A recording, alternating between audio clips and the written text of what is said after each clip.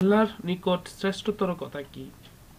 ওই ব্যক্তির কথার চেয়ে ভালো কথা আর কার হইতে পারে, যে মানুষকে আল্লাহর পথে ডাকে এবং ন্যাক আমল করে এবং বলে যে, নিশ্চয়ই আমি মুসলমানদের মধ্যে হইতে একজন। আল কোরআন। মুফাসসিরগণ লিখিয়াছেন, যে কোনো ব্যক্তি যে কোনো তরিকায় মানুষকে আল্লাহর দিকে আহ্বান করেন, তিনি এই প্রশংসার যোগ্য হবেন।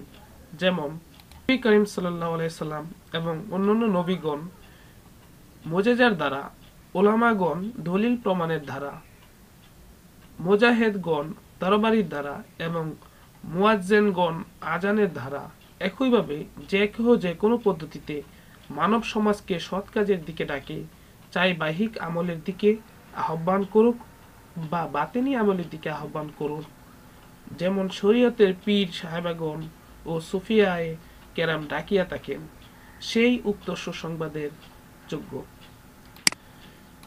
আরবি আয়াতটির অর্থ: আমি মুসলমানদের মধ্যে একজন। ইহার দুইটি অর্থ হইতে পারে। প্রথমত, মুসলমান হইয়া আমি যে আল্লাহর দিকে ডাকার দায়িত্ব পাইয়াছি, ইহা আমার জন্য গর্বের বিষয়বস্তু।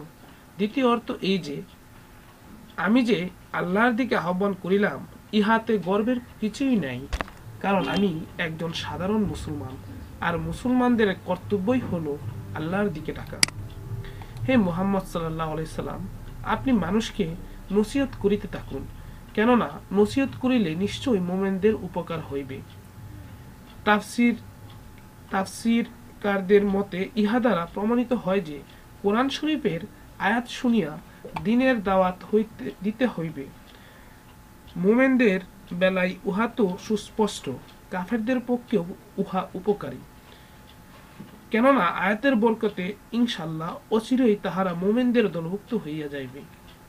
বর্তমান যুগে ওয়াজ নসিহতের দরজা প্রায় বন্ধ হইয়া গিয়াছে, কেননা আজকাল ওয়াজের উদ্দেশ্য হইল কি করিয়া ওয়াজ দ্বারা শ্রোতাগণের প্রশংসা লাভ করা যায়।